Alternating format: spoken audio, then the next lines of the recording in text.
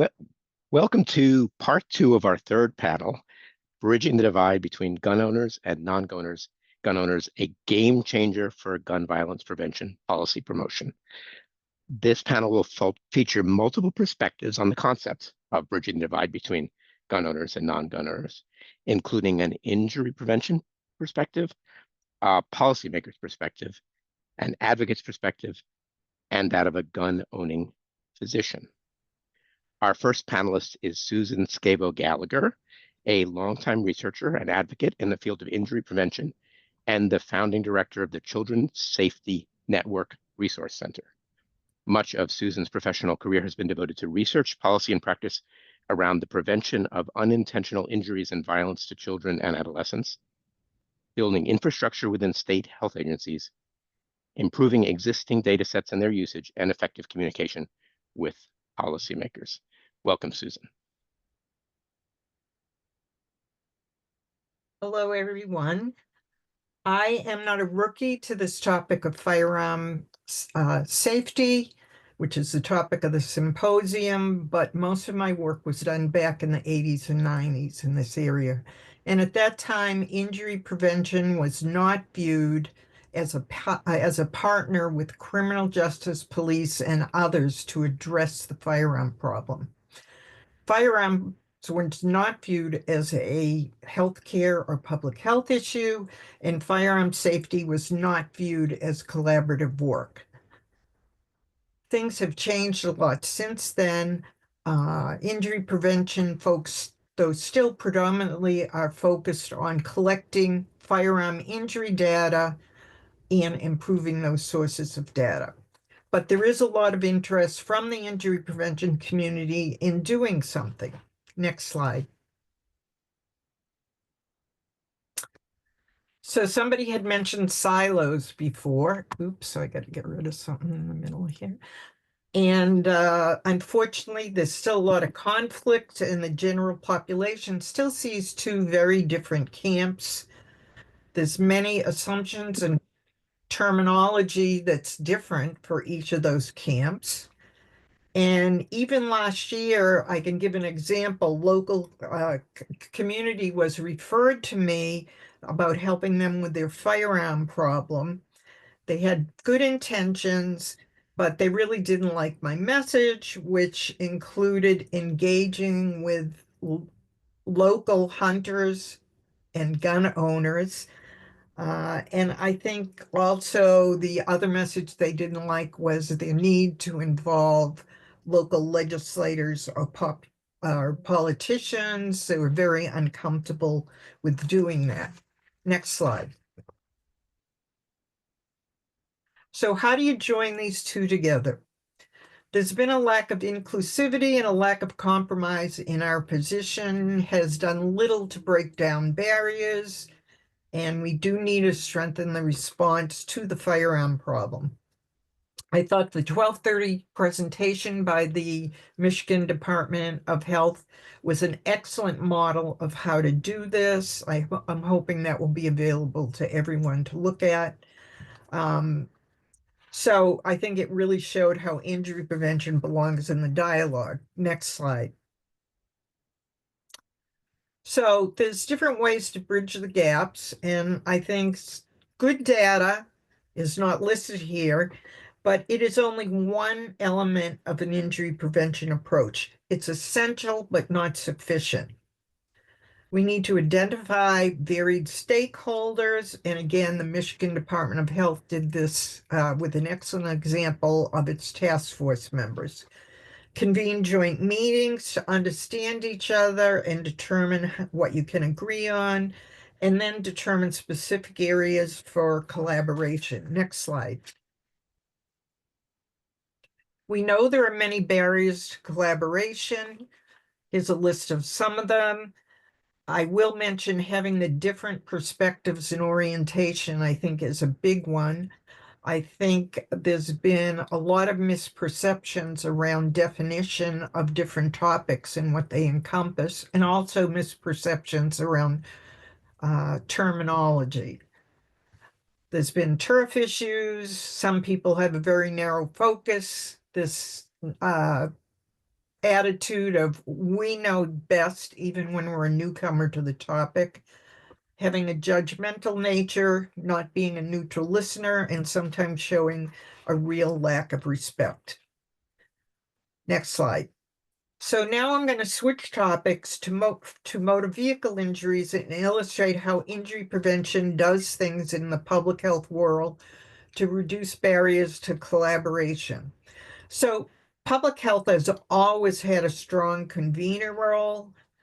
And this project, Building Bridges Between Traffic Safety and Public Health, illustrates that.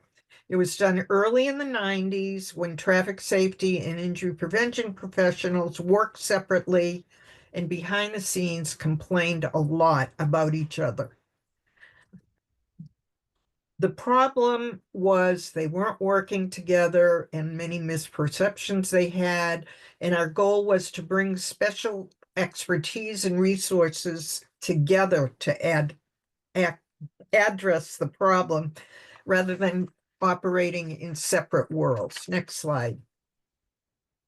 So the injury prevention folks approached the Regional National Highway Traffic and Safety Administration office, talked to them about what they perceived as a problem, and NHTSA, they agreed there was a problem worth solving. So the first step was to really work with that office to do a telephone survey of both disciplines, but in state agencies, to compare the perceptions each had of the other's approach, identify what they thought the barriers and benefits of collaboration were.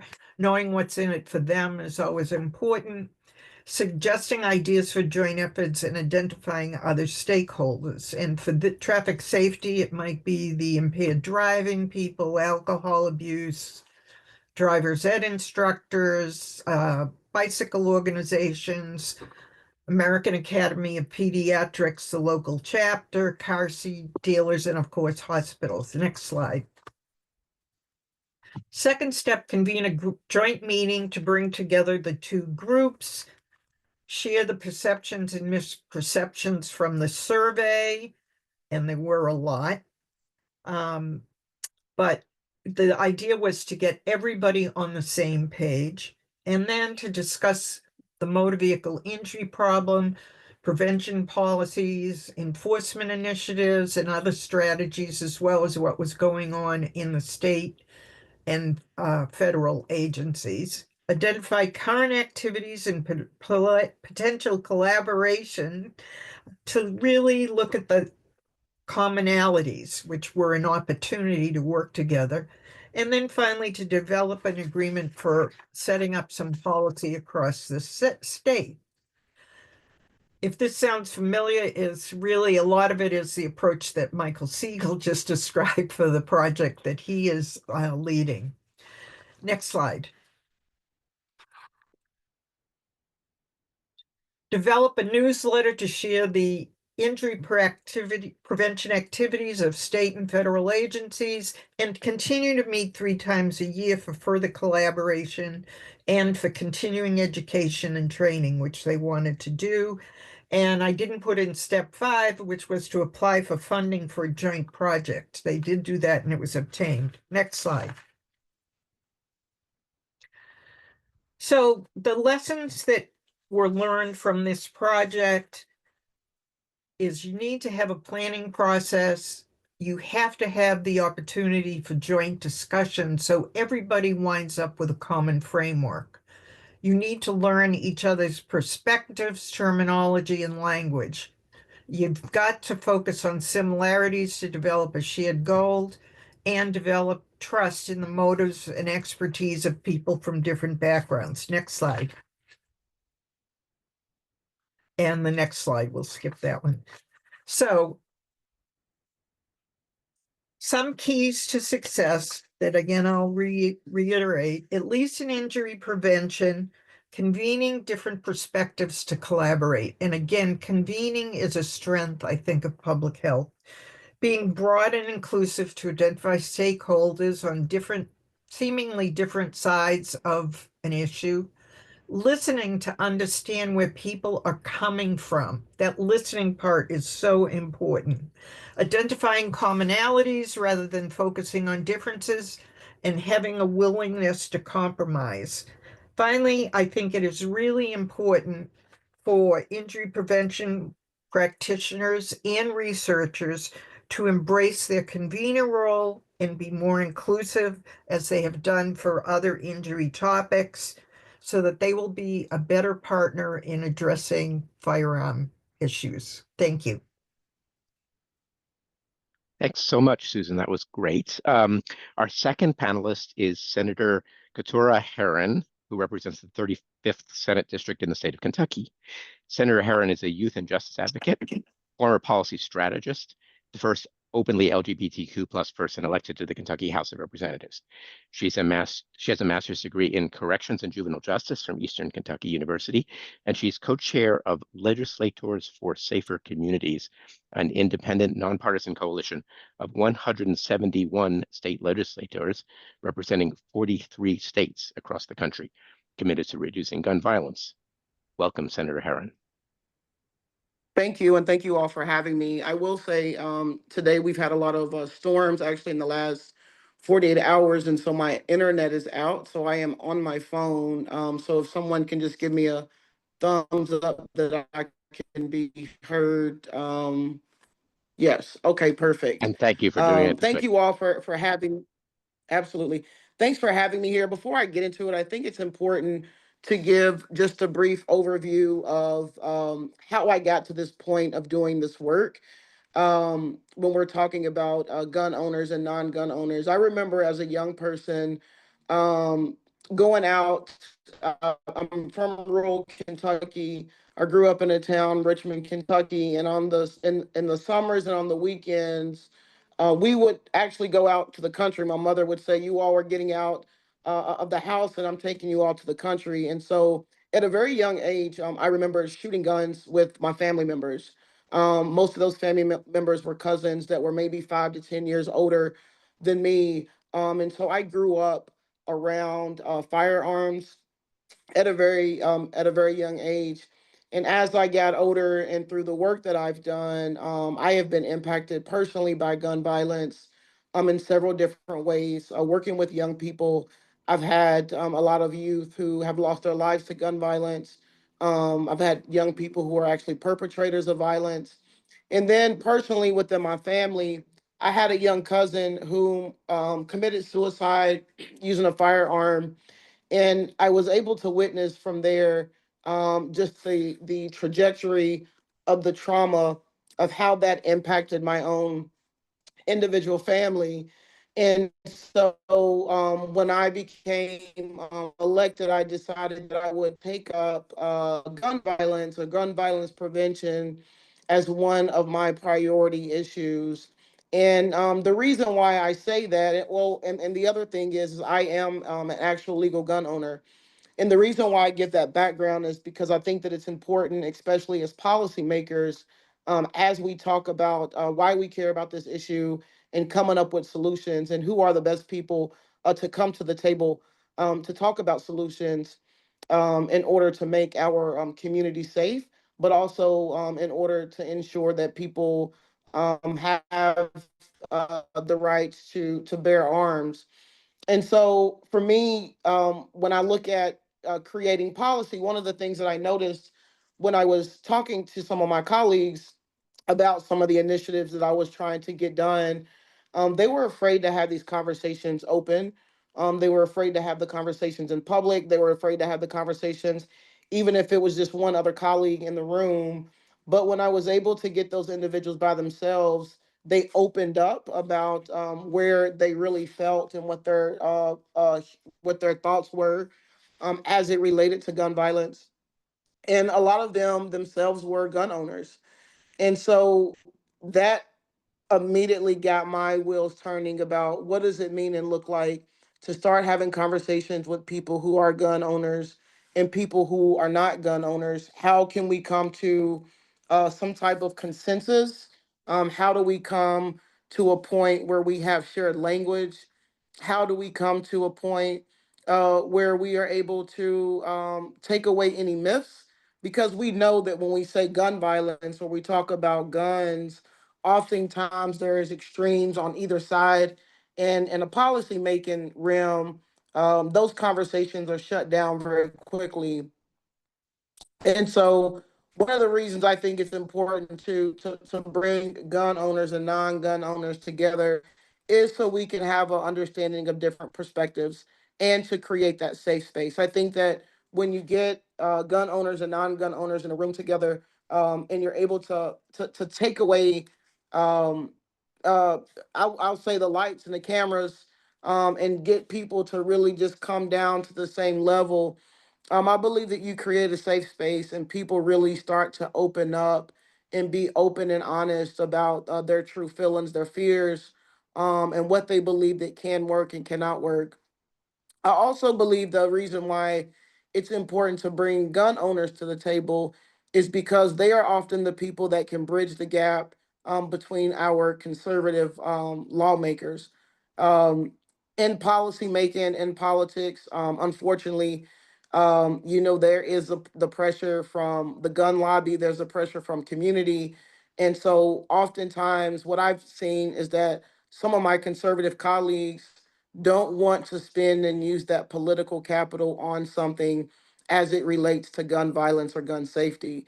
And so when you have the people who are actually gun owners, who are actually also politically conservative as well, when they can go and have those conversations with lawmakers, it creates a easier path.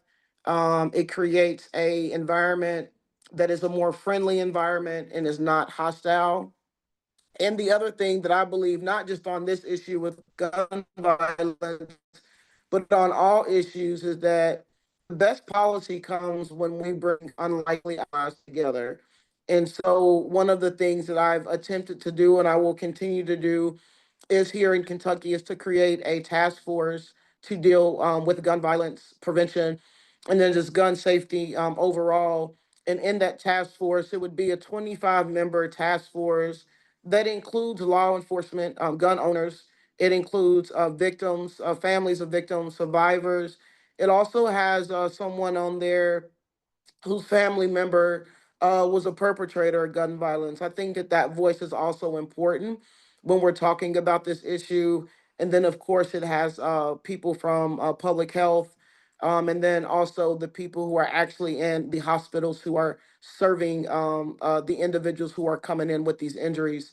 And so, and it sounds like from Susan's presentation that there was earlier conversation about creating such task force or coalition. But I deeply believe, as a gun owner, as an advocate, as now a elected official, that if we really want to create policy, especially in the state like Kentucky, that is going to ensure that our communities are safe, that it is going to be a non-starter if we are not able to get gun owners and non-gun owners at the table to have conversation. The other thing that I want to talk to you all about is the coalition, Legislators for Safer Communities. This coalition was created last year.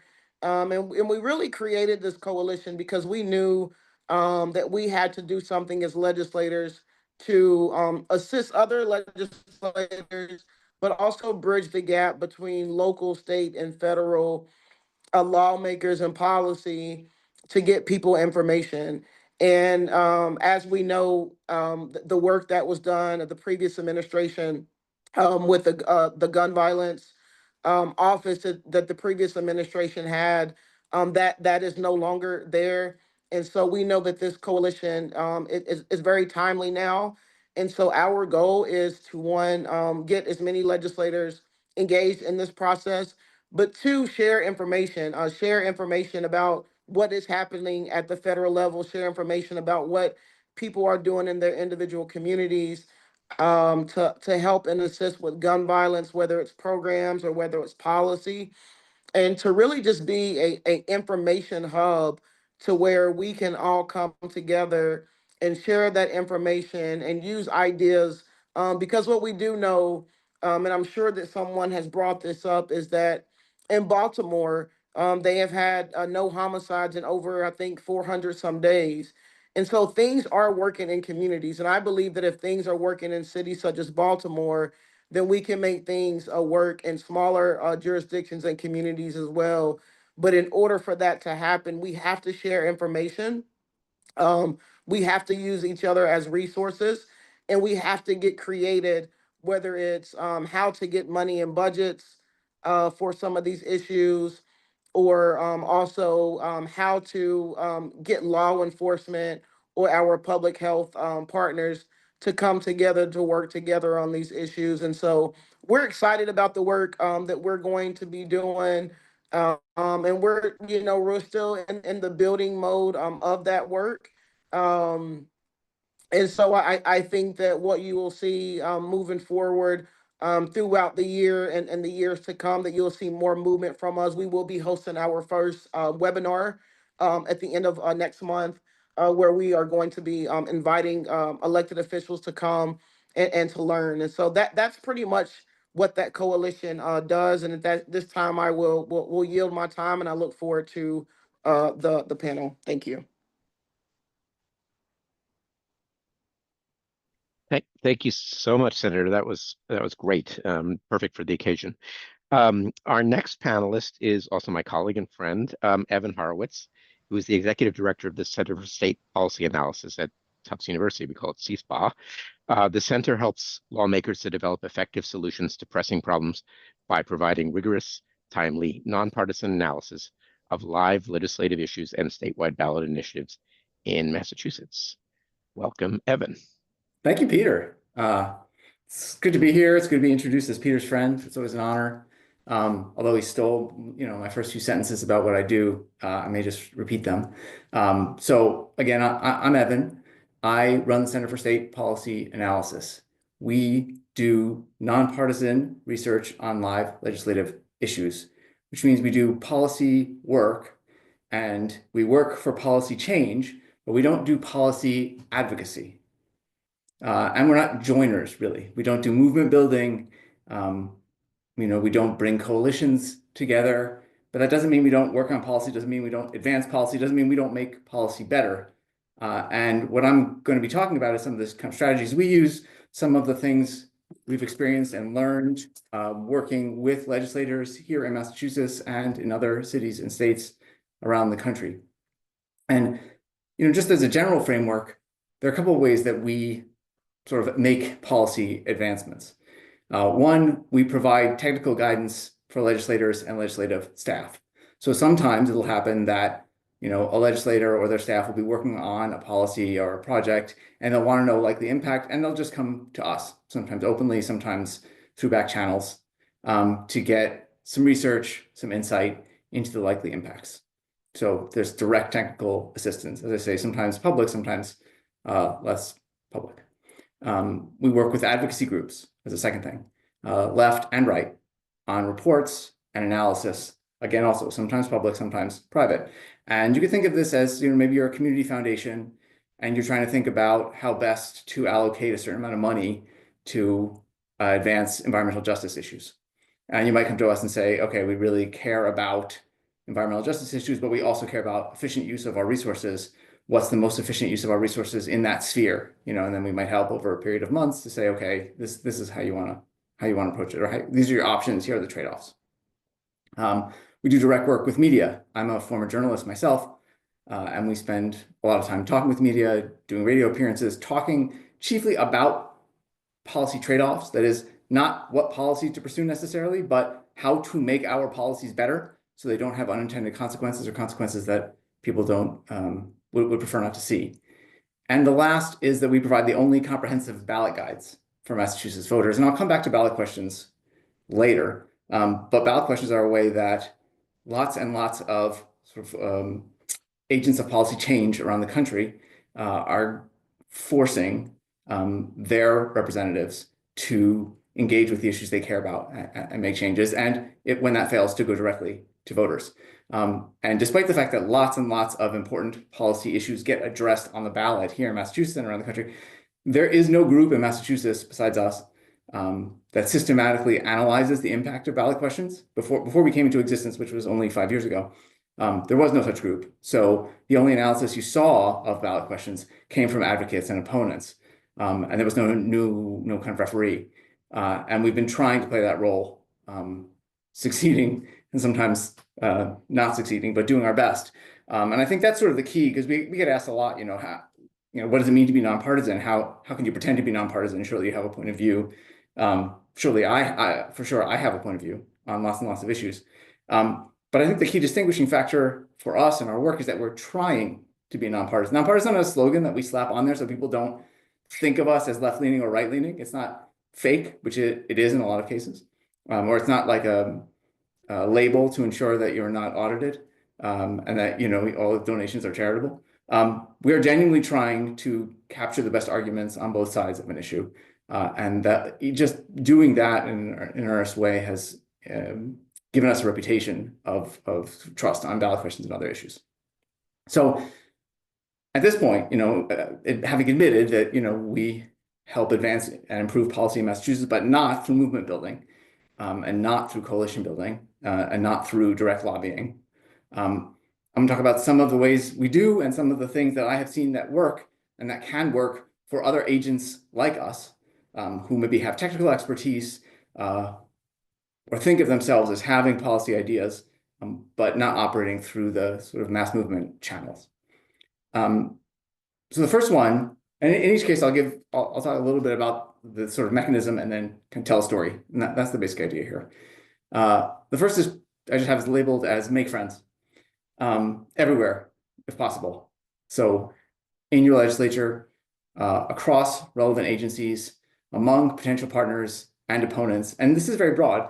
One thing I didn't say, but I hope was, I hope I implied, is that we work across a range of issues, right? We don't work just on, say, gun rights, which is obviously the topic here, or just environmental justice, or just early education, or just tax policy, or just housing policy, but we do all of these things, which means having to build relationships across a wide swath of groups and legislators. But it's not impossible. And it's often just about, taking people out to coffee, having candid but non-contentious conversations, offering to help them solve problems. It's very tempting, especially, for people who are trained as researchers, like I was, to want to use your time with the legislator to tell them your findings and your kind of brilliant insights, but they don't care, don't care enough, or that's not the strategy for making them care. And casual conversations go a long way. This is sort of I guess the short version of this is being a lobbyist is better than hiring a lobbyist sometimes. And it's easier to be a lobbyist than you think, which is to say, be clubbable, make small talk, let small talk do some work for you before you get to the hard talk. I'll tell a story here. We were on a project a couple of years ago, and I'll have to leave some details out of all my stories, unfortunately, but that's how it is. We were on a project around real estate and kind of tax policy. And the clients, this is a project we had where a client had hired us to do some analysis and help them think about the impact of a particular policy change. And once that happened, they were trying to sort of get this research into the hands of a leading legislator, and they were struggling to do it. And this in spite of the fact that they had several paid lobbyists. So the client has paid lobbyists, is using those lobbyists to try to get to a leading legislator to talk to them about our technical findings, about the sort of problems with this approach to tax policy. And we're very frustrated by it. And then they mentioned it to me. And it turned out I knew the chief of staff for this legislator. I had had coffee with that person, as I said, have coffee with people. And while I was on the call, I texted them, and they responded immediately to say, great, we'd love to see it. So this is the professional lobbyist who is, paid to have good relationships with legislators, but who legislators know, or administrative agents, whatever, executive agents, know is paid to have relationships, knows that their relationships are based on pay for access, whereas, mine aren't, or at least don't seem to be in quite the same way, which creates openings. And you can build these kinds of thick relationships. So yeah, that's one sort of example. And I'll say one of the things, interestingly, that came out of it was that they asked us for an alternate proposal, which we made, an alternate to this kind of troublesome tax policy initiative. That alternate proposal was blocked by an advocacy group. But then after the whole thing ended, the legislative staffer who I know connected me with the advocacy group to say, you guys should talk about how to make this alternate proposal work. And now we're on a project with that advocacy group talking about how to make that alternate proposal work. So not only, do the relationships pay off in individual cases, but they can kind of build on themselves. So that's the first thing, make friends. The second thing is, don't forget that not all policies involve changes to the law. A lot of them involve regulatory matters, which can be administrative, right? Which don't necessarily have to involve passing new bills or new laws. I think people know this in the gun rights world better than they know it in some other domains, but it's worth saying anyway. You can sometimes make big changes without legislative intervention, but you need to understand the balance of power across different agencies. Again, that gets back in some part to kind of making friends. You got to make friends, and you got to make friends across not just legislators but executive agencies, so that you can talk to them about administrative changes when you think those would be valuable. So I'll tell a story now about guilty taxes. I won't get into the details. If people who know what guilty taxes are, they are global, intangible, whatever. It's a tax on multinationals who take profits overseas. The tax treatment of multinational corporations with overseas profits was changed under TICJA in 2017, but states had some latitude for how they were going to interpret the new tax rules under the federal guidelines. So different states chose different things, and there was a push. It's actually returning now, but at the time, there was a push to change the way Massachusetts handled this tax. And there was credible research. I was involved actually, not in the research, but in recommending the researchers early on to some advocates. They went to these highly credible researchers. The researchers found that this change in tax law would raise $400 million annually, roughly, for Massachusetts, which, if you don't know the size of our state budget, is a huge amount of money. We have about, I don't know, $40 billion in taxes, so a kind of 1% increase in tax revenues, which is a big deal at the margin. So, 400 million, there's a fight, there's an argument. Lawmakers are talking about it. It seems like there might be a change in the law, but somebody figured out that there was a way to bypass this whole thing. This was not me, and got to DOR, which is the Department of Revenue. Obviously an agent of the governor's office, right, part of the executive branch. DOR again, I don't know who figured out that this was a way to operate as part of this debate. DOR wrote a report with their own independent estimate of the likely revenue raised from this tax. Now, I should say, that might sound like a routine thing for DOR to do. That's actually quite a rare thing for DOR to do in Massachusetts. We had a debate for several years about a millionaire's tax, which is now in effect, and DOR never gave an estimate for the likely revenue raised by a millionaire's tax. It was not routine, but they were instructed to, or nudged to, or something, and they came up with an assessment that the tax would raise $20 million, not $400 million, $20 million. And that was the end of the debate. It's not worth a debate for $20 million, not enough money. Now, that $20 million was not, to my mind, not a credible estimate. I don't know how they came up with it, but this was an administrative agency essentially blocking a legislative debate, blocking advocates, and having a big effect on policy just by issuing a report. And I'm sure there is someone can tell a better version of this story than I can, because somebody knows who instructed them to do it and how that came about. But it was a quite dramatic moment in that debate. So first one, make friends. Second one, remember that not all policies involve changing the law. Third one, low profile meetings are better than high profile meetings. Maybe I should have put this one next to make friends. But I'm not talking about coffee in this case. I'm talking about if you have an opportunity to go, in to talk with someone in an agency or talk with someone in the legislature, it may feel better if you get a high profile meeting, you get a committee chair. That's great. You get to sit with the committee chair, but often that is not the most productive person to talk to. And even though it may feel worse if you show up for a meeting and the committee chair doesn't show up and sends their chief of staff instead, that's probably better. You can be more candid, you can get a better read, and the staffers do most of the work. Like most of the actual work of, the committee chair is not writing bills. The committee chair is not dealing with specific language. And even when they are, they're being informed by their staff who's doing the research and thinking about what language makes the most sense. So staff is who you want to talk to, right? Not I keep saying the legislative committee chair, but also not the secretary, not the department secretary, maybe not even the deputy. Maybe you want someone several layers down who's actually doing the hard work of implementing the policy and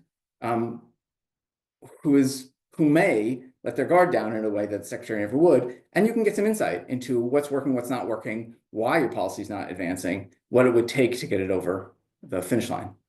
I already told one story about my connection to a staffer. I'll add one about reimbursement rates. We were working on a project with around MRVP, which is our housing voucher program here in Massachusetts. So like Section 8, the federal Section 8, there are a couple of states that have their own voucher programs to provide housing subsidies to low-income families. Massachusetts has the biggest one in the country, but it's not well funded. And there's a problem with the formula, or was a problem with the formula for administrative reimbursement.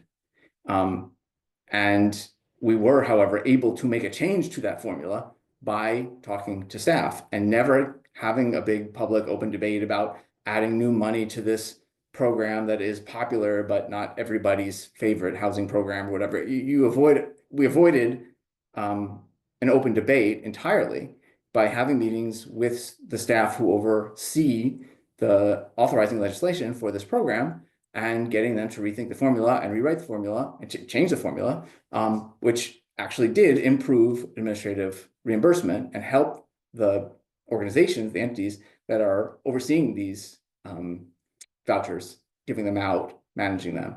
And that's, again, because of a staff relationship, not because of because of a low level relationship, not because of a high level relationship. And those low level relationships are often the more valuable ones. I guess I have 5 of these. Then the next one, eyes on the prize. So it's easy to, when you do get caught in a big public debate, you find yourself pushing for a policy change and, in a vocal way, and there are folks being equally vocal on the other side. It's very easy to get caught up in the parts of that debate that are most contentious, most vocal. It's where the energy is. It's also where you find your opponents are saying the stuff you find the most foolish, right? Like it's where you're most angry because the people on the other side are saying the stuff you think that is most reprehensible or whatever it is. But it's also the place where it's hardest to make progress, right? Precisely because there's a vocal and organized group on the other side. It's gotten so politicized, and it's often not the most important thing anyway. Just because it's the thing people are fighting the most about doesn't mean it's the most important thing. That's the eyes on the prize message. I'm getting the 2-minute warning, but I'm going over. You can't stop me. No. The example I'll give here is we had an argument about police reform a couple of years back, and people were fighting over qualified immunity provisions for officers. And I'm not saying it's not a big deal, it's a big deal. But there were other parts of this bill that were as big or bigger and that didn't get a lot of attention. And paying attention to those other parts, which had to do with like the formation of the police officer oversight committee, had a bigger impact and was really worth the extra time. Last one, find a forcing mechanism.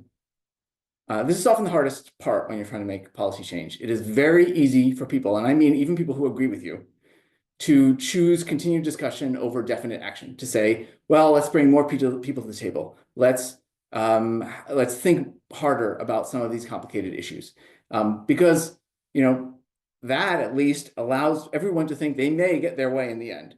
Whereas the moment you say, no, here's where we're going forward, here's the direction we're taking, you're going to leave some people unhappy, right? So you need often some kind of forcing effort or some kind of deadline to stop that from happening, to say, okay, we do have, yes, we could bring more people to the table, but we could do that forever. And now is the time to move forward.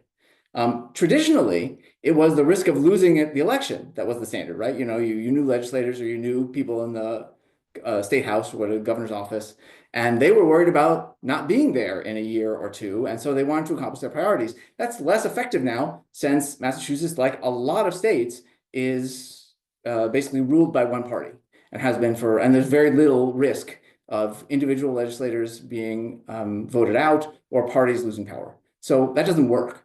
You need something else. You need a rule that sunsets, or someone's retirement. Maybe they want to accomplish something before they ride off into the sunset. Or increasingly, and I said I would come back to it, the ballot question. This is one of the great virtues of ballot questions, is that they provide this kind of forcing mechanism, because you can say, we have the signatures. We will put this in front of voters unless you act on it.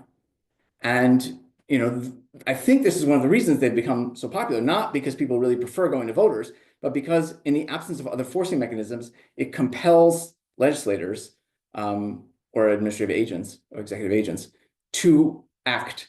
It compels them to make choices, make changes, intervene. Now, sometimes it doesn't. Sometimes you think it will, and then actually it doesn't, and it ends up going to voters, with outcomes that are much less certain. But I think it's a function of this need to find a forcing mechanism. So just, again, I won't tell a story because I'm out of time.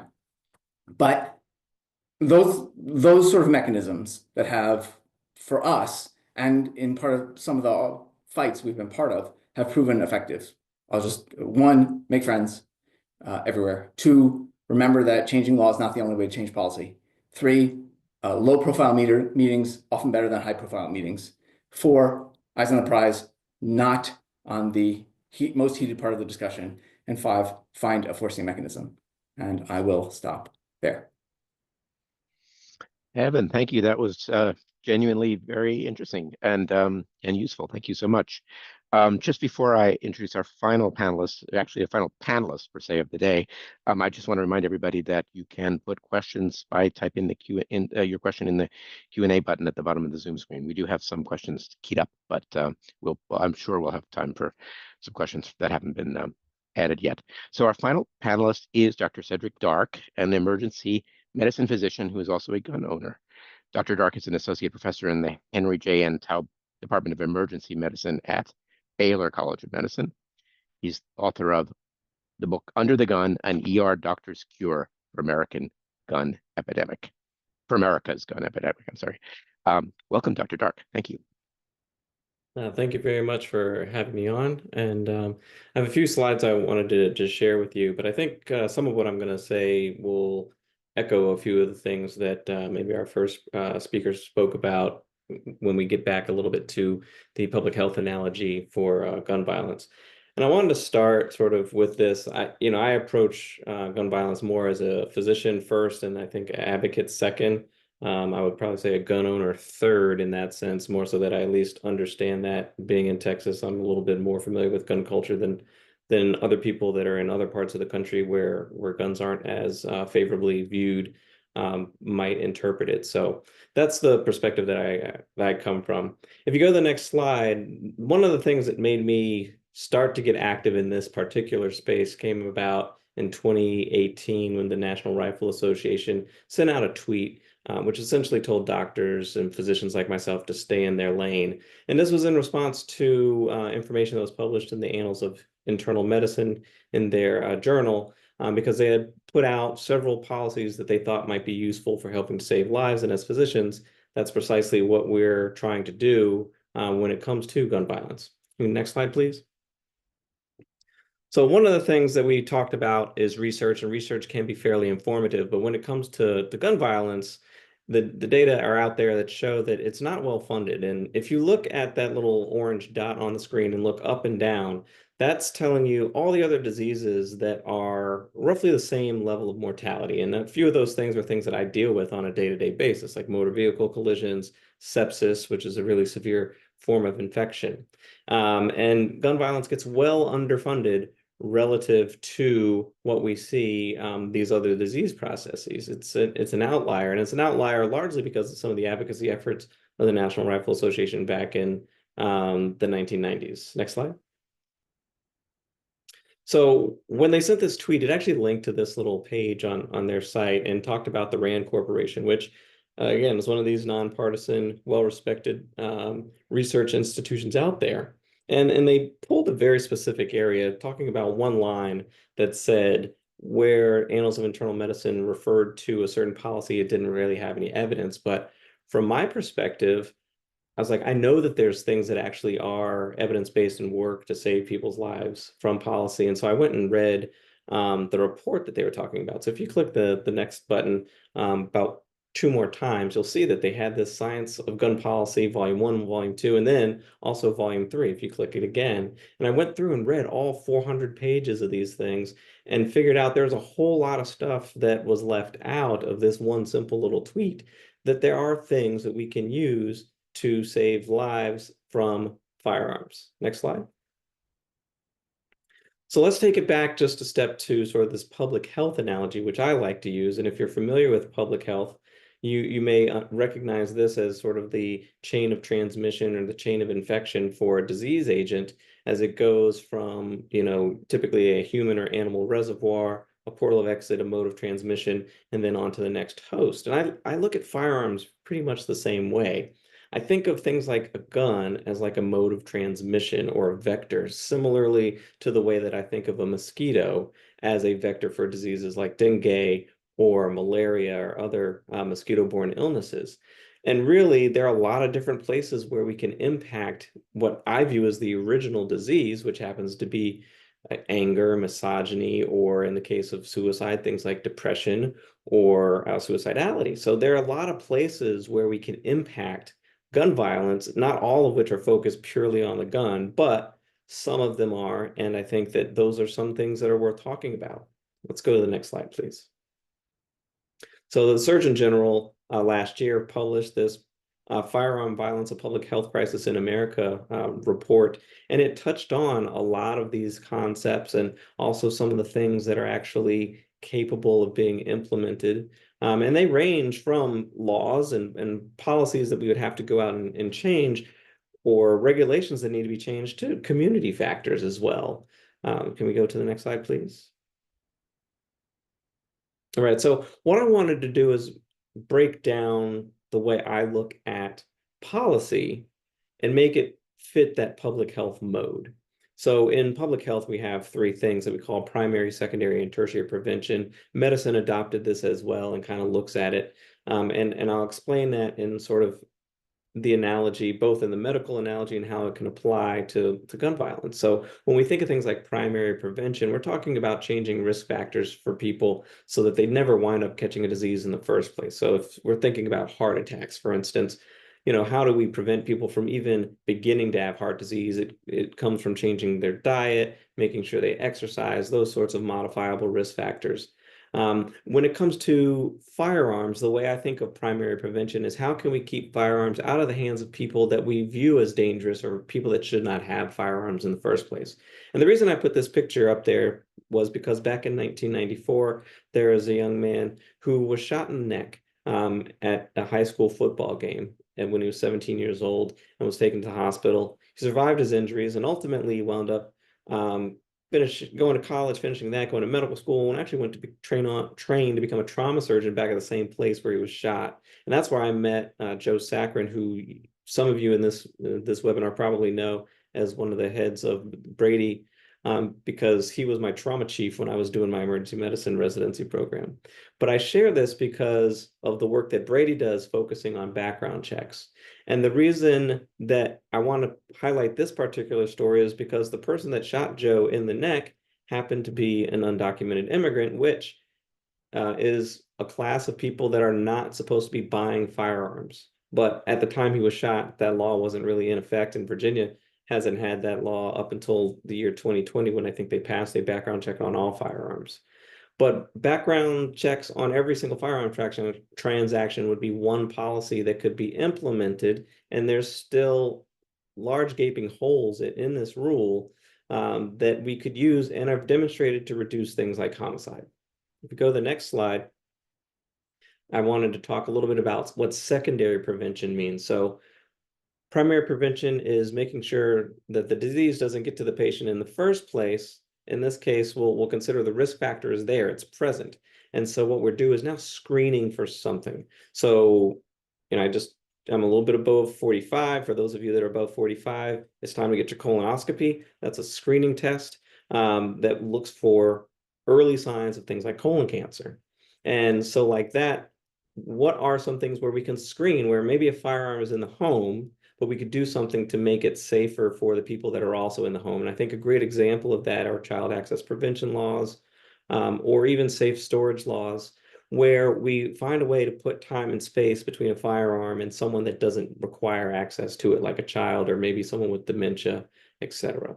If you go to the next slide, another type of secondary prevention it reminds me of a tragic story of an emergency physician named Tamara O'Neill, who was leaving shift one day a few years ago and ran into an ex there in the hospital parking lot, who actually shot and killed her right there. Now, there had been some domestic violence issues in that individual's past, in the shooter's past. There had been a very small restraining order placed on him by an ex-wife, but it wasn't enough to disarm this individual. But we know that if you look at things like domestic violence restraining orders, and specifically those that allow law enforcement to remove firearms from people, that lives can be saved, lives like Tamara O'Neill's. And what I found is very unfortunate is that the law in Illinois, where she lived in Chicago, that would have possibly prevented something like this, went into effect 42 days after she was shot and killed. Let's go on to the next slide. So then I think about tertiary prevention, and tertiary prevention is like an incident has happened. You've had the disease. If it's a heart attack, you've had your heart attack already. So the question now is, what can you do to prevent that happening again, right? And so we do things like put patients on aspirin or Plavix, like antiplatelet agents. We maybe put them on statins to reduce their cholesterol, that sort of thing. And that's how we prevent the next event. Well, the same thing can happen from the standpoint of firearms. And the reason I put up this picture of Dr. Rob Gore, who's an emergency physician in Brooklyn, is that he founded a program called CAVI, and it's, similar programs are all across this country that are violence intervention programs where patients that have been injured through violent acts enroll, and they learn certain skills that make them less likely to have what we call trauma recidivism, or repeat return visits for trauma. And when we look at those things in the medical literature, we see that there's about a 75% reduction in trauma recidivism in places where they have these violence intervention programs. So if we go to the next slide, it'll give you a summary of all these different things. And the way I like to categorize it, like I said, was primary prevention, secondary prevention, tertiary prevention. If you're looking at this, the things that are in black are things that are actually scientifically shown and proven based on that RAND report, the same RAND report that the National Rifle Association highlighted in their tweet. But these are things that actually work to save people's lives. So background checks, restricting the age to like age 21 for people to buy firearms, requiring licenses, permits, or waiting periods can help save people's lives, whether it's from homicide or suicide. And I already discussed secondary prevention options like child access prevention, domestic violence restraining orders. The reason I have those other items in gray is because they're not mentioned in the RAND report. There may be some studies on violence interrupters. We know trauma centers are there to treat illness after it manifests, treat somebody after they've been shot. And then there's this other concept called gun buddies, which a colleague of mine, Dr. Emmy Betts, has piloted out in Colorado, but I haven't seen enough data on that to give you any additional responses to how well that is working. But those are the ways that I look at violence intervention. I'd like to take the science and use that in sort of a way to infuse evidence-based policy or evidence-informed policy.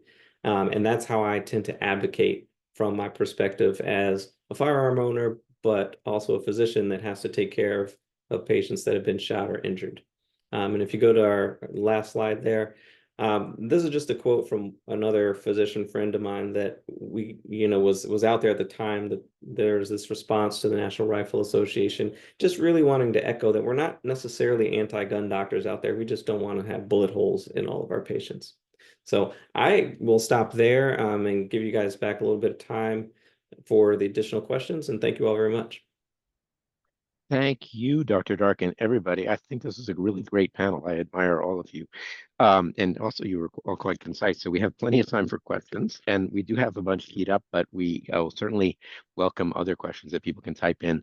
I think actually I might start with one, Dr. Dark, for you, just because it follows so directly after what you said at the very end, which was about physicians as advocates. And I just wonder if you have any thoughts about how to get more physicians to be advocates here. Not necessarily advocates for any particular policy, but advocates for addressing gun violence. I think that's one of the very interesting things about the medical world in general. I think there are physicians that are in multiple different camps on any particular advocacy issue. I think there's some of us that are pro advocacy, and I think there's many that are kind of, this isn't really our role. We should leave that to the professionals, quote unquote, like the political professionals. I tend to personally discredit the physicians that think that way, because I kind of have a sneaking suspicion that they are advocating for things they believe in, and they just don't want to advocate, or they don't want anyone else to advocate for things that they don't believe in. And so they use that as an artificial barrier to the rest of the house of medicine. Physicians love to advocate. We just usually do it about reimbursement and making sure we get paid more. Then we're well unified. But when it comes to any other issue, we kind of pick our different camps. The thing I throw back at any physician that tells me that we shouldn't be that proactive is that Rudolf Virchow, who is noted as the father of modern pathology, is a German physician, I think, from the 1800s, is also considered the father of social medicine. And one of the things he said is, politics is, or medicine is a social science, and politics is nothing but medicine at a grand scale. And in a lot of his writings and speeches, he has pointed out that it is the physician's role to be advocates for society, to take care of the poor and people that are otherwise, downtrodden. So that's what I would say if you ever run across a physician who thinks we shouldn't be advocating for any particular position. I just want to say you obviously do it very, very well. I mean, that's why you were chosen for the panel, because of the way you do it nationally, but also you just did it really well here on this panel.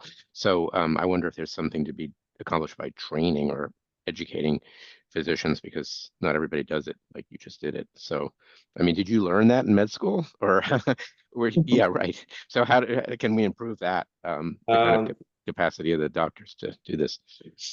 Yeah, so I think one of the things that we are pretty poor at in general is communication. And I think everyone on here has been a patient at some point in time and has had to listen to a doctor tell them something, and maybe half of it went over your head. And I think that's one of the things that we as physicians have to work on, is the ability to just talk to people in plain language. The way I learned about doing, interviews, etc., there was a program through the American College of Emergency Physicians, which they call their PR master class, which talks about, if you're going to give an interview, how do you give an interview? What are talking points? How do you stay on your talking points? That sort of thing. I think for me personally, COVID proved to be a lot of good training ground, because at some point when COVID left New York and the Northeast and started hitting the rest of the country, Texas got hit pretty hard. And I was connected to a few people to do interviews. And I remember doing my first live TV interview with John King on CNN with like zero experience whatsoever. And so a little of that was trial by fire, but over time, I think, you kind of develop that strategy of how you approach those things. But it ultimately comes down to, number one, getting your research and getting your numbers so that you know what they are. Number two, writing them out on a piece of paper and putting them behind your camera so that you're looking straight the whole time. And then I think just having the ability to practice talking to people in interviews over and over again, and you get better at it the more you do it. I wouldn't recommend starting with CNN, because that's a little high pressure. Start with like your newspaper reporter, maybe your local TV reporter that's going to not do a live thing. You will sound a whole lot better when they have a chance to edit it and make it not live. And then eventually you'll start to do live stuff, and you'll speak a whole lot slower because you have to think as you're talking. Which I find is very difficult to do sometimes. It also takes courage, so appreciate that you do that kind of thing. Does anybody else actually? I didn't expect to go in this direction, but does anybody else want to jump in on sort of the public communication? You're all situated, obviously, Senator. That's part of your job, but anybody want to jump in on? I suppose the question is, how can we communicate better about not only this kind of issue, gun violence, but also about the kind of bridging work that's the topic of today. So how can we communicate about the dialogue, about the conversation, so that people are informed about it? Susan. So I think one of the things is just practicing how you would say the same message to, say, a child. so you really get down to basic language. And you'll realize that you also can't use the terminology or jargon that you use for your particular profession. The second thing I think is there's a tendency to uh, focus so much on the science and the data without like understanding the particular legislator and what you need, a Mhm. legislator or policymaker, uh, understand where they're coming from, what their interests are, and communicating it in such a way that it maybe touches upon other interests that they have. That picks up on some of what Evan was talking about the importance of relationships, um, going out for coffee first. That also both Evan Horowitz and Senator Herron, you both made me think of something, which is because you both talked about how the bridging conversation, the conversation between gun violence advocates and gun owners goes best when it's not in public. Um, I think Senator Herron, you said, when the lights are off, and Evan talked to the people who are, not on stage. And that's interesting. It's probably a takeaway for everybody. It's also a little troubling because in seventh grade civics class, they tell you that the point of the Congress or the legislature is to have a deliberation in public, and we can see that. And if it turns out that as soon as the lights go on, you can't have the conversation, that's kind of a problem. So I guess I'm wondering a couple things. For anybody, do you think the conversation has to be in private? Um, Also, how can we have a public conversation when the lights come on? Is there anything we can do to make that go better? To Senator Herron's point, I don't think it's going to be the same conversation with the lights on. I get that, but can we have a better conversation, when you're on the Senate floor? Yeah, I Evan, mean, or Senator, you go first. I'm sorry. I was just gonna say, I believe that you have to. It's a both and thing. I don't think it's either or. But I think that if you are, if it's advocates or if it's people who are trying to make change in the community, the first conversations to have with these elected officials is typically behind the closed doors. And the reason why is that now we are in the age of social media, we are in the age of videoing, we are in the age of sound bites. And there's political capital when you are talking about issues such as gun violence or guns or whatever the big issue is. And I believe that some legislators are afraid to have those conversations and not knowing and having that relationship of the the person who's coming in, is this a got you moment, or are they really genuine and sincere about wanting to come up with solutions? And so I believe that I think that it's a couple different things. One, it's a matter of how do we hold our elected officials accountable, but two, if we're really wanting to get things done and get change and having policy, those first conversations in all policy happen behind closed doors with getting some starting point of what it is that people want to see done. And so and I was an advocate and a lobbyist before I turned elected. And so Mhm. I've seen that from all spectrums of my work inside the political realm. Mhm. Thank you. Evan, it looked like you wanted to get in on this one as well. Yeah, I mean, I'll agree that it's both and. And I think because it's both and, advocates have to be really careful about the transparency initiatives that they push. We have in Massachusetts, for instance, an kind of open meetings requirements. And I was on a commission that failed basically because we could not meet and barter. Because every time more than 3 or 4 of us got together, Mhm. we had to submit like an open meeting declaration and let people know in advance where we were meeting and record the thing. And so there was no possibility of forced trading, and therefore our unemployment insurance system still doesn't work. Yeah, so there's a design question here about how you have, since transparency is of value, but maybe the transparency is not working in the right way. Also, I mean, there's a thread here that the senator brought up too about we're doing this kind of work in a world of social media and a world also of various kinds of political entrepreneurs who are going to benefit um, from making a conflict as heightened as possible. So and that, so do any of you have any thoughts about how you navigate when you have a nuanced issue and you see some common ground with what could be described as the other side, but you're also operating in an environment where a tweet can blow up or where somebody can get elected or raise money or whatever out of heightening the controversy. Anybody have any solution? That's a problem statement. That's not a question exactly, but I mean it as a question. Yes, Dr. Dark. Yeah, I mean, I just wanted to echo, I think, what's already been said about sort of having these closed door one-on-one meetings, because that's the only time you're really going to have those conversations. And I wanted to give some credit to Dr. Siegel for organizing something. I'm on one of these panels, can't talk about it, but there's people from all spectra on there. And when we hear what's going on, and how people think, because it's a safe space, it gives us the ability to talk about what we believe deep down and what we can stand with, what we can't stand with, as opposed to all this pomp and circumstance of, the Second Amendment rah and ban assault weapons rah on the other side. So the privacy of it is essential to the quality of the conversation. And I will say Yeah. this too, as a legislator, that and it's on all policy. I want that to be very clear, that and I think that Evan talked about this before, is that this work is about building relationships. And as policymakers, we want to make sure that people are coming to us with genuine, real information, and they're coming from a place where they do want to get things done. But this world of politics and policy is about building relationships, just like any other business.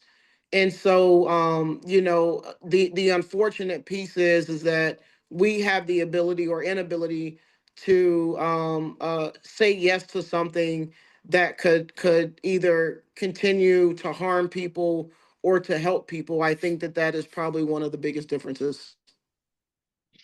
You just mentioned the dialogue, and we have a couple questions from two different people about you and Republicans. I think they're asking because you're a Democrat in the legislature. So you have Republicans in the multi-state coalition group that you've organized, right? And also Republican colleagues for sure in the legislature. Could you talk about working across the aisle, working with the other party on this issue, Yeah, especially? I mean, yeah, I mean, I think the biggest thing is, and I tell people this, is that there is some privilege that I have in being elected right now, because I literally started as an advocate, then became a lobbyist, and then became elected. And so I have had the ability to build relationship with Republican colleagues, and they've seen me in these different pieces and parts of the work. And so I've showed up as the same person, as an advocate. I show up as the same person as elected. The only difference is now I have a vote, and I can put the title behind my name and write letters, and it means more. And so I think that one, I have been able to build those relationships throughout the last 4 or 5 years. But I think the other thing is that whether you're a Democrat, Republican, you're from a rural community or an urban community, you are impacted by gun violence. And so, one of the things that I try to do is just have the real conversations. There was an issue last fall in London, Kentucky, where there was a gunman who was on a highway, who was shooting at individuals on the highway. And I called the legislator who was in that district to check on him. And it wasn't for any political reason other than I know the impacts of gun violence that I see in my community on a regular, everyday basis. And I know that the responses that I have to actually go out to do. And so I called him to see if there was anything that I could do to support him. And it wasn't doing it for any political thing. I did it because I'm a for humanity and for Mhm, partnership, and for, that's my mhm, colleague. And so I, mhm. I think that when we operate and treat each other with a sense of humanity, it allows us to open up those doors, open up when it comes to those harder topics and conversations. But the other thing that I've done is, as far as working with my Republican colleagues, is that I have no choice. when you're, I'm the only Black woman in the Kentucky Senate, the only LGBTQ person. I represent a lot of people, and I have no choice but to show up and ask for Mhm. conversations. Not everyone is going to have the conversation. Some people Mhm. will avoid me and duck and dodge. But it's my job to build the relationships where I can, and allow those relationships to get me into the Mhm. other doors. I think we should name though that you did have the choice to run it all, and that choice put you in that position, and so that you deserve some thanks for kind of putting yourself in that place where you then have no choice. Um, Evan, there's a question that has your name on it, but actually other people might want to address it. I think probably other people will want to address it, which is about, you mentioned forcing functions. So how do you get a legislature to have to deal with an issue? And I think the question for you is, what would you say about with gun violence? What are the available forcing functions for gun violence and legislation? And then everybody else might want to, or anybody else might want to weigh in on that as well. Can you hear me? It looks like yeah, there we go. Yeah, yeah. I don't know that there's a distinct difference with gun violence as, compared to other issues in terms of what the forcing mechanism is. I think for a while, it seemed like a mass casualty event was going to be the forcing Yep. mechanism, right? Like, and every time one of these things happened, advocates would increase their work. There would be some engagement from legislators at the national level, locally, and rarely did it result in the kinds of changes that people expected. So I think that sort of disappeared as the what people expected to be the forcing mechanism on this issue. And my sense is that there isn't a strong consensus on what the forcing issue would Mhm. be otherwise. But I think, I'll speak to where we are in Massachusetts. I think it's going to be legal challenges, right? Because of the nature of constitutional or legal changes in constitutional law. It's unclear which statutes in Massachusetts can be defended. And when some of those statutes are challenged and when some of them likely fail, that will create a forcing mechanism because our laws will be suspended. And I think we won't be the only state where that happens. Thank you. Anybody else on that? I saw some nodding when you pointed that out, but anybody else on what would cause a state legislature to act on this issue?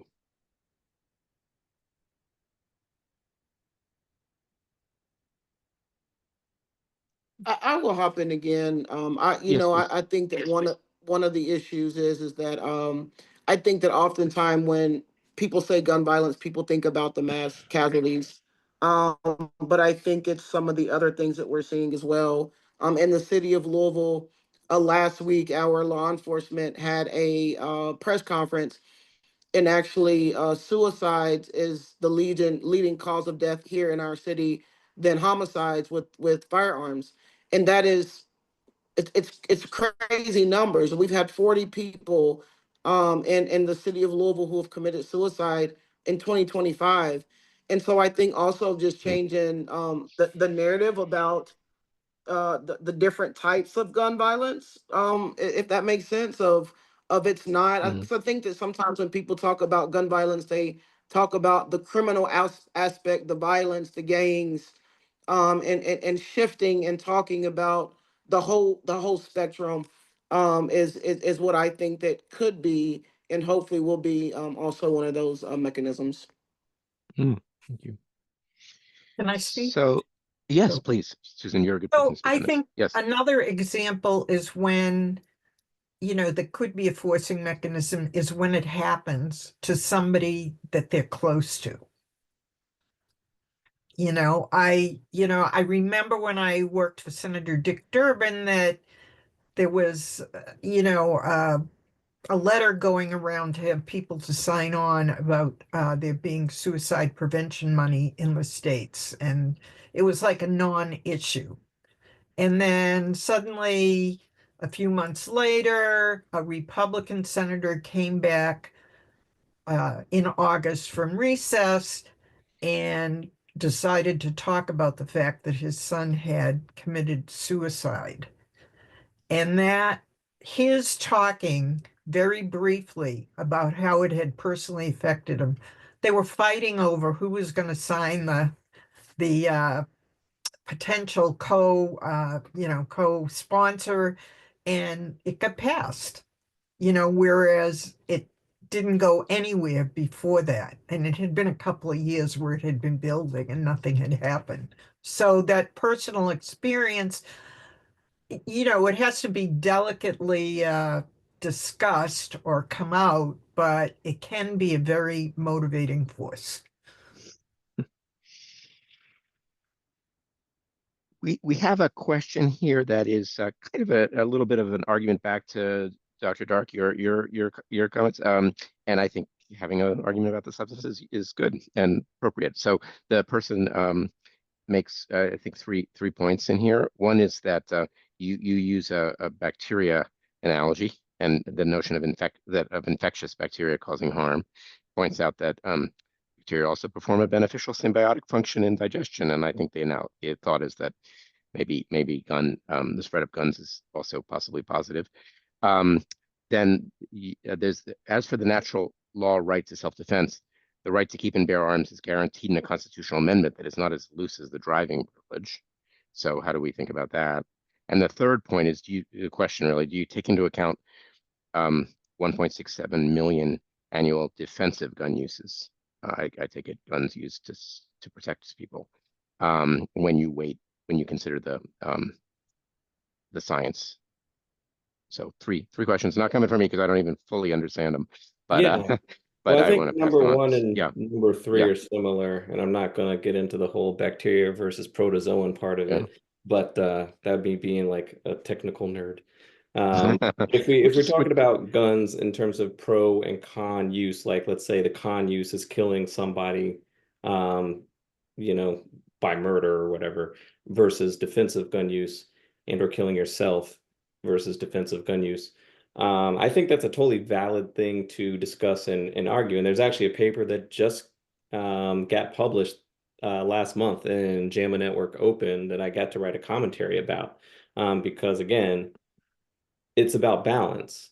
And on balance, the interesting thing about that, and the first thing that those authors did is they looked at that number of, I think you quoted like 1.6 million. The range is somewhere between 1 to 2 million defensive gun uses, depending on one estimate. Another estimate is closer to the tens of thousands range. The problem is, like I said, we have poor resources in terms of doing the research. And so we don't have really good estimates of what that real number is in the first place.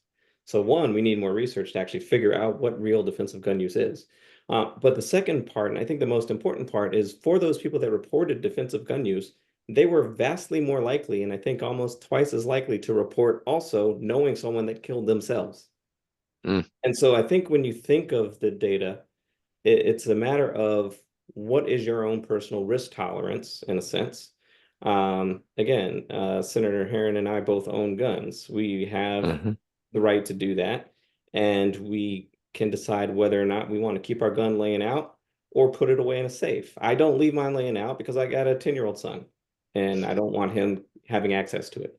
And I think as a physician, we tell people risks and benefits to things all the time. Cigarettes, probably not good to smoke. If you got COPD, you absolutely need to stop. If you've got other drug habits, maybe you quit the other one before the cigarettes because cocaine's easier to quit than tobacco is. So all of those sort of perspectives in terms of risk and benefit. The other question that I wanted to get onto was the Second Amendment rights thing. And your questioner may disagree with me, but I feel like as Americans, we have rights to a couple other things too, right? They're listed in the Constitution, like alcohol. There's an amendment that says you can have alcohol, and we also have the right to vote. There's an amendment that says you can do that. There's several amendments that actually say you can vote if you're, white male, then eventually if you're black male, then if you're women, now you can vote. So we have those there, and we allow regulation to happen around them, saying maybe you need ID sometimes, or maybe you have to have certain situations for alcohol. Okay, well, you can have it, but you got to be greater than 21 years old. So I don't completely buy that argument that the Second Amendment is just so absolute that everybody from the time they jump out the womb, they're allowed to have an AK-47. I don't think that's a reasonable concept. I think that we're allowed to have that regulated to some degree. Where that line is, I'm not going to be able to determine that, but I don't buy that argument completely. Still on the on this question of rights and policy, we have a question who questioner asks about things you, and so I'm asking you as just individual people, not representing any process or any organization, but just as individuals, things you would be okay with that are basically favorable to gun owners. So there's a few ideas here. Would you be in favor of providing tax credits or other kinds of subsidy for training, for gun training or gun safety? Reducing restrictions on the types of guns that can be owned by responsible gun owners as part of a bigger package. Elimination of existing restrictions that aren't supported by data. So kind of going through and taking out those restrictions that are not supported by data. So anybody on any of those, or perhaps even other things that you're in favor of that would be basically improving the situation of gun owners? Yes, Dr. Duck. So I know Dr. Siegel's going to be on the seat of his pants because I'm like, this is exactly what they're talking about in this little prohibitors subgroup that I'm on. So I'm not going to tell you what that is. You're going to have to wait for his report to come out. Yeah, and we know that this is cone of silence there, so this is just you as a person. Yes. But I mean, to me, I don't think I care about the type of gun someone owns. I care about who owns the gun. And I think that that's the more relevant thing for me. I know a lot of gun owners think about, reciprocity for their concealed carry firearms. I think that's one big win that you could throw towards firearms owners. The problem is you have to make sure that there isn't a state that lowballs the restrictions and just gives a license to anyone who walks in the front door to apply for it. I don't know enough about the tax stuff to really say why would I give a tax credit for you to go buy ammo or go buy a firearm or to get training per se. I do think people need to be trained. And quite frankly, like if we have this problem in our schools, why aren't we training our kids about firearm safety in the first place in high school or at some other level in terms of saying, okay, this is what a gun is. This is how you use it. If you find one and you don't know how to use it, don't feel safe using it, get someone that can handle it for you, that sort of thing. And if you see one, assume that it is loaded, assume that what you pointed at is going to get shot and destroyed. Those are like some simple things that we instead turn to put blinders on and not address that issue. So I would be okay with a couple of those things. But again, that has to come with the responsibility on the other side of saying, well, if we're going to let reciprocity happen, then maybe we need to background check everybody so that, not to say everyone in Texas might be like crazy and out their mind. We don't want them all going to Massachusetts carrying their firearm. Thank you. Speaking as someone from Massachusetts, we're gonna wrap in a minute. Actually, what I would ask you simply to do is also, if anybody else has a thought about the actual policy here, because we've been talking more about process and communication and how science fits in and everything. But anything that you're advocating with regarding the policy in your own work. Yes. Just safe storage. You're back. Safe storage. Safe storage. Safe storage. The main thing I think I would focus on. Yep. Anybody else? I would agree. Safe storage and training, I think, is two things that we can do that are super low hanging fruit as it relates to gun violence prevention. Great. I'm going to deliberately skirt and say, Yep. I'm glad we're talking about process and not policy, because I think the issue Yep. here is that there are lots of good options. There's no shortage of things we can do. And the problem is not like a lack of ideas or even a lack of ideas that a majority of people support. It's the lack of trust and the ability to accept a package that involves compromises. And rebuilding that just does seem to me more important than sort of plucking out particular policy ideas. Good. That's fair enough. Susan, did you want to weigh in on that? And you could answer the way Evan did. Yeah, you could I feel endorse like what I Evan don't said. know Yeah. enough about current policies, but Yeah. I really did like what Evan had to say. Good. Well, it occurred to me I shouldn't even ask the question about policy, but it did come up in the Q&A. And I think in a way, you guys gave the best answer, which is there's some worthwhile specific things to think about, but there's also a kind of importance to having the conversation so that we can figure, because there are probably common sense agreed upon policy options here if we can have a good conversation, one that doesn't get just completely polarized. Senator Herron, you kind of look like you wanted to say something. I think you could. No, well then, all right. Well then, that was great. Thank you so much. I mean, I learned a lot. I really appreciate all of you. And I think we're going to move to the wrap up. So, but let's all thank our panel. So we're now moving to the conclusion of the today's symposium, and providing a wrap up and discussion of next steps is another friend and colleague, Dr. Robert Sagi, professor of medicine and pediatrics and director of the Center for Community Engaged Medicine at Tufts. Dr. Sagi is a graduate of Yale and received his PhD in biology from MIT and then an MD from the Harvard Medical School. He's nationally known for his research on effective health systems approaches that directly address the needs of children. So welcome, Dr. Sagi. Welcome, Bob. I'll turn things over to you. Thank you so much, Peter. And I was given quite a task to summarize what happened today, because this has been really remarkable day. I just want to say that my involvement with this really came as a doctor who cared for adolescents, and as a male doctor, I got a lot of young men who I got a chance to talk with, and they convinced me that their fear of dying before the age of 20 due to gun violence was a problem, not just because they might be right, but also because it changed their future orientation and their outlook in so many ways. And it turns out that we talk about the statistics of who's directly affected by gun violence, but the ripples through the communities where there's gun violence, or where people know someone who died from homicide or suicide, are tremendous and unseen, and a real burden for America's children. I had the pleasure of leading the group that wrote the American Academy of Pediatrics policy statement on firearms. So it came out in 2012. It's been revised since then, together with my colleague Denise Dowd from Children's Mercy Hospital in Kansas City. And people talked about communications, and I learned for a little while that whatever question you asked me, the answer always is the safest home for a child is a home without firearms. And if there is a firearm there, it should be stored locked and unloaded. And I always managed to answer all of my interviews with that question. And I think that staying on target, keeping the focus on where we need to go is just so important. From today, I just learned so much. We all know that this is an American problem.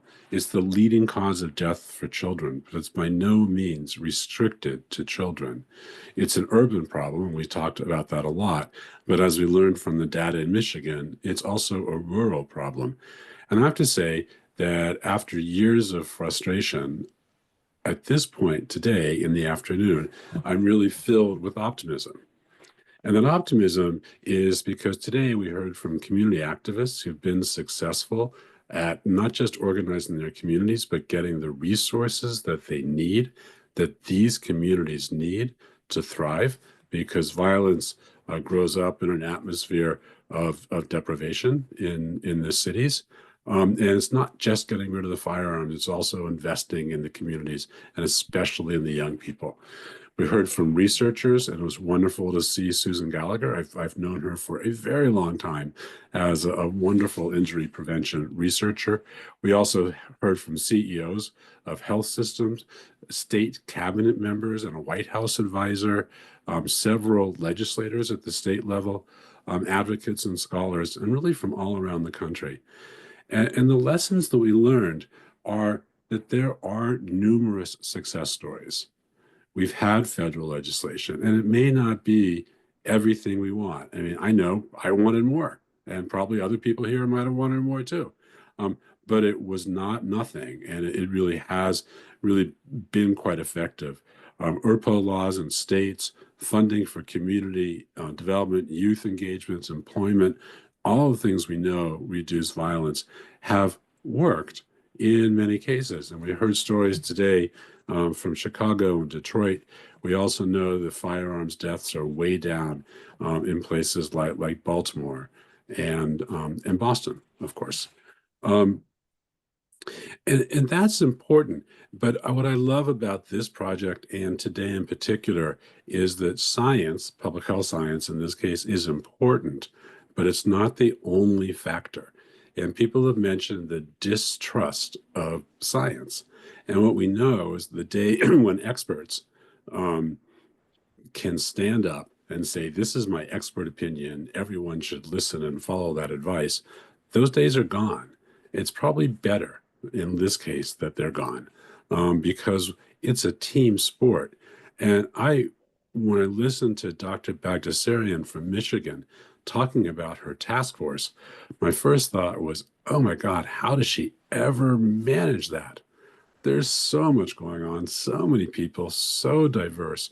And then I realized this is part of the solution, that science is there, public health people are there, but so is everyone else.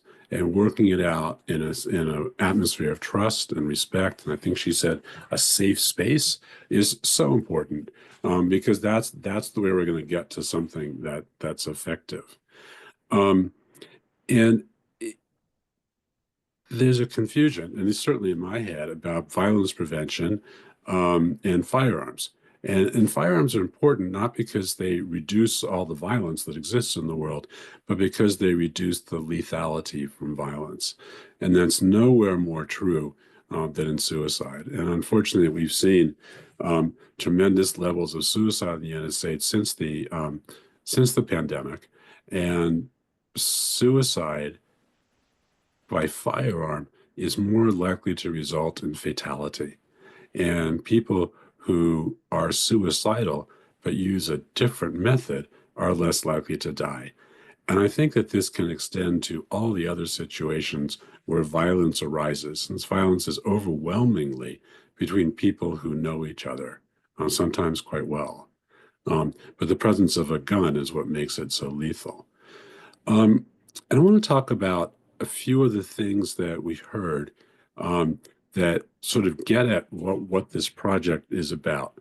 First of all, there have been changes at the state level. I was delighted to hear somebody from Kentucky, a legislator from Kentucky who's been successful there, and to think about that, what that means, and that our state legislatures are the place where change can still happen, even though Washington, as many people said, the legislative policy window in Washington may not be open right now, but often, as we've learned over and over again, is leaders often follow. So if we lead with the states and we lead with the communities that we heard, there's so much we can do. And the point of this today is to find out what the states could do that would be effective. And effective, I've always thought of legislation, but we heard today for sure that's also regulations that matter. And it's also training that matters. Because if you have emergency protective orders, but the person who responds isn't trained to de-escalate and listen, then there's going to be, it's not going to work. So we heard about training that's going on from 97%.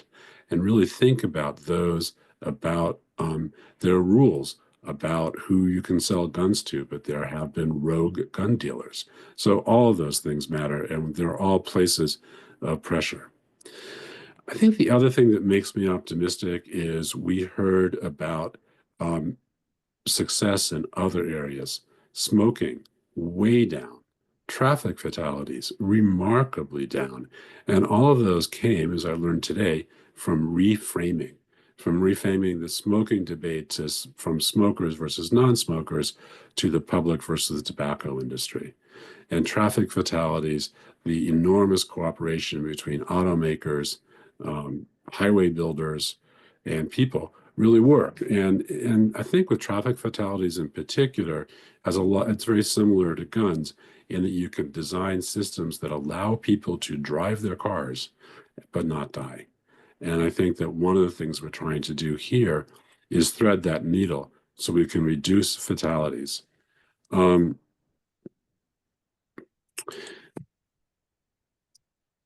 just one second, sorry.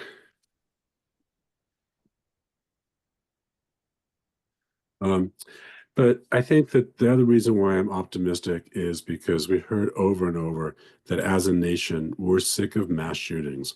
We're sick of school shootings. We don't like our kids going to active shooter drills. We shouldn't. We don't like losing kids and young people in the neighborhoods we live in. We don't like feeling that we have to stay in our homes or apartments because it's too dangerous out there, or not to allow our children to play in the playground because there are drug dealers who have weapons and they might get caught in the crossfire. We're sick of that.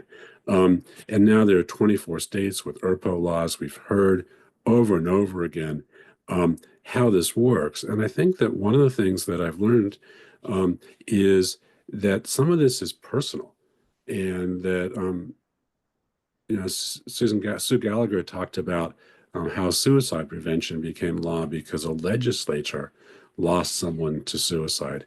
We've heard from state legislators who deal with the effects of firearms violence in their families or in their communities. And even the leaders of 97% started off with personal stories. There's so much firearm violence here in the United States that it is personal, and we can lean into that to create a movement. And finally, I just want to finish up by saying that 97% taught us through their surveys that there is an enormous amount of common ground. It's tricky because how you word it, what the nuances are, really matter.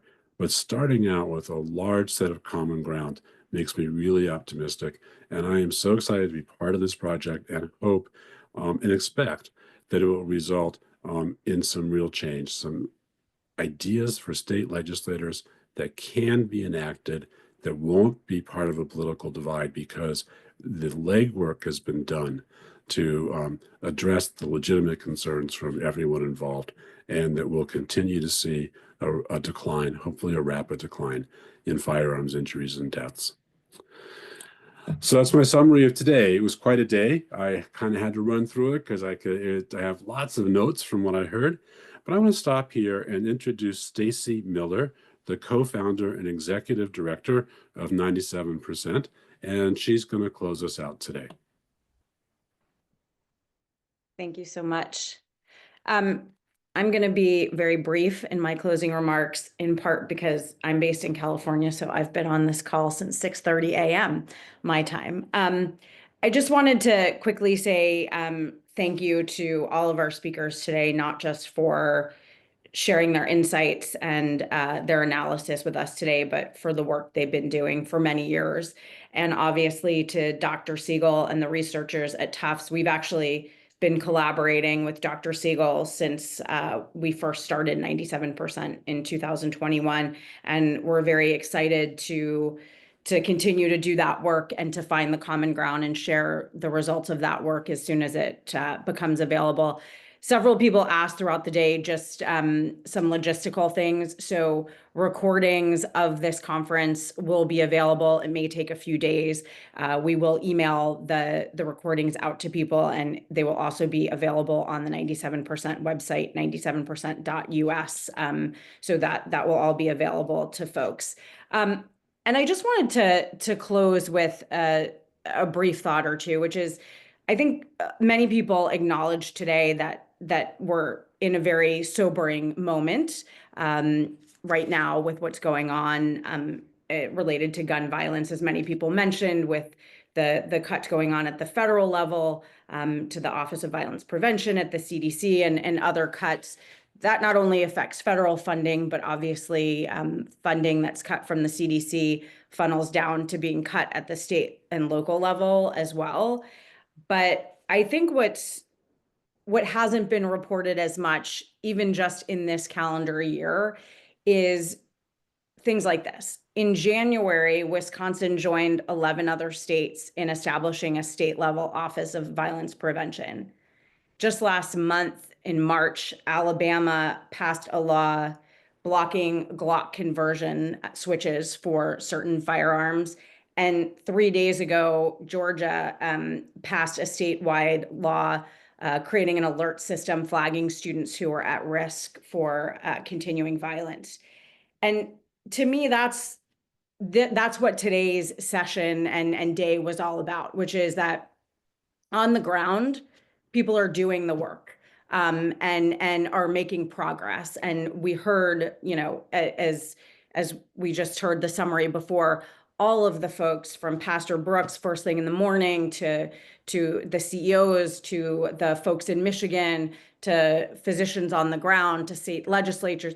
We heard all of the work that is going on and has been going on in this space for more than 30 years. And so I think the lesson and the optimism and the hope for all of us is that we will all, in the detail of the day-to-day work, there is agreement, and there is room for common ground, and there is room for progress and for optimism.